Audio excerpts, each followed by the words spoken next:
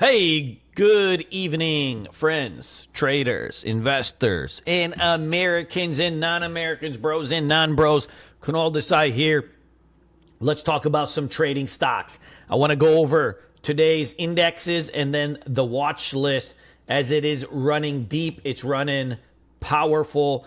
The market has done all sorts of fun and games the last couple days, and so we need to dig into it. So let's spend a few minutes just looking over the general markets. The market went from 0 to hero very quickly, okay? We broke down under the 50-day moving average. It looked like we were going to retest here. We hit the lower Bollinger Band, and we just ramped back up. Yesterday was the Fugazi of Fugazis in that we had dipped down at post-CPI quite a bit. We were down 1.5% on the QQQs, and then we ramped it up, and we finished up 1.8%, 3%, 3.5% turnaround. And then today we had a follow-through day. There's not much else to say except that's just a hot thing, and you have to respect it. Anytime you go from breakdown to breakout very fast, and then you have watch lists of stocks that are 30, 40, 50, 60 names deep, stocks coming out of big bases, different sectors all producing, you've got to respect it, right? So I thought maybe we were going to start drifting down and test down here. And here we are, face to face, like a couple of silver spoons. So now if you look here, we got 5% move, 4% move, right? It's across the board. I mean, that's the heat, right? If you look at market breadth, that's the measure of stocks, number of stocks going up versus down.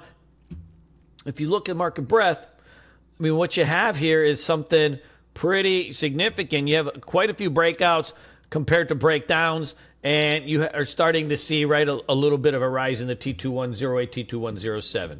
So the market looks like it's just a full send at the moment, okay?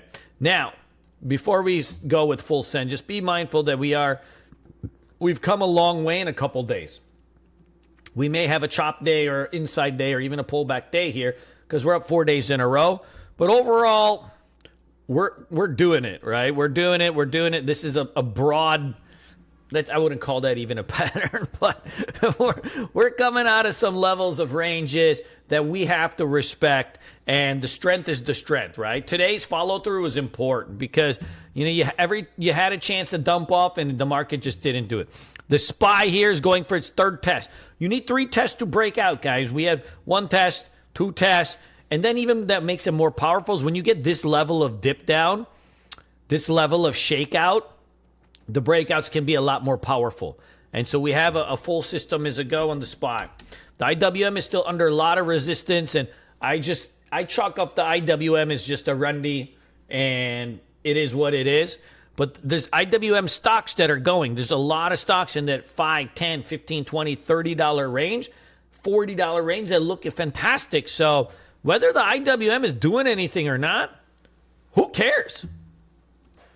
So whether the IWM comes out of range or not, I think it's just okay. We just do what we do, and there's more than enough stocks to play. So let's dig into the watch list. I'm going to keep this just short and sweet. We want to start with the best, and then we'll kind of go down into the worst. So let's roll into this, all right? I got a handful of names here. My watch list is, frankly, maybe a little bit too long, but there's a lot of heat going on. So first of all, gold had a huge rip today. So your scans will show a lot of gold stocks. Even gold made 2% move, but all the gold stocks started to outperform, and they've been lagging. If you look at how gold stocks have moved in relation to how much gold's moved over, the last year. So I think they got probably a little bit of room to go here. So you have a whole host of these, I think, that can go. So this thing had 16 million shares in volume. CDE, a little bit of a cheapie, but it's nice, right? BTG, look at the range break that's setting up on this bad boy. 41 million shares in volume. That's pretty good. Hey, buddy, what's up? That's my boy. You hear him? The lungs on that kid. Gato, dude. This is the Gato, right? We want to be a part of this one too, right? Got breakout. Look at this. Like, you're clearing out ranges from multiple years ago. It looks really good. So keep a couple of these gold stocks. I think there's a nice subset to them. Lovesac. Lovesac, I'm waiting for this one. This breaks 30, it's going to go nuts. But it had its earnings out really nice reaction. It's a low float stock. There's some shorts in it. Let's see if this has some follow through. I think you can run this thing into the 30.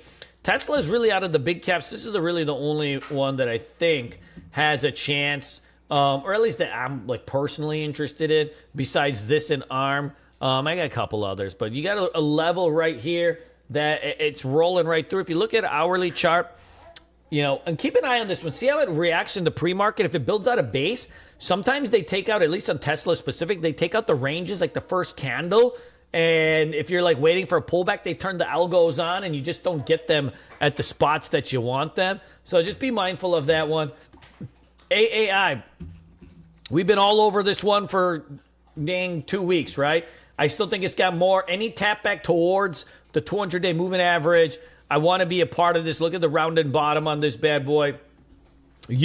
Monster. I've been talking about this one in the pre-market show today. The 1750 trigger, the 18 trigger. Now let's watch this. A week open on this tomorrow, and we can red to green this. If you're already in it, it looks like a fantastic swing trade. It's both. You can day trade this thing and you can swing trade it. It's got a little bit of both in this. Man, if it rips 20, you got a lot of upside on this thing. Dell, look at this thing. Big spot here. It's been a trailer. If it breaks over the 50-day moving average, I mean, it's going to go bananas, I think. You've got a lot of upside on this. I wouldn't be surprised to see this like suction into 120 very quickly. Kava, we've been talking about this one for weeks too on the blog, right? I thought this was the swing trade entry. Now the day trading was just started. It should start to pick up some steam now that it's coming out of this trend line. You're going to hit this 126 break. IPO highs. I mean, you can't get better than that. Docs, swing trade setup triggered today. I think you could keep day trading this. You got an earnings breakout and then a 1 month flag. You're starting to come out of your 9 EMAs really tight on this thing. Any kind of weakness on this tomorrow, I think it's a go. Redfin, really, I think this is a longer term play along with, a really good potential day trader. It's starting to break out some levels. If it takes out this 12, where does it go? 15, 16, I think is in the cards.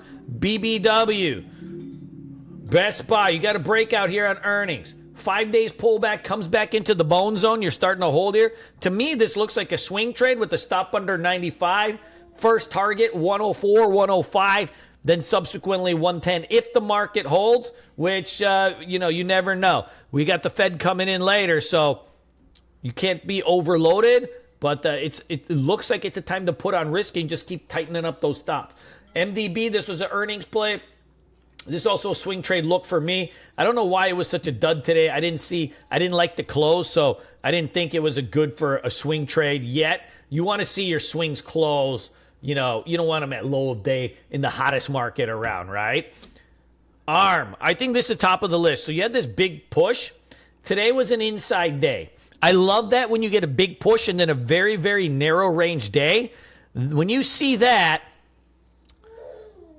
if it takes out this range, I think we trigger for a little bit more fun.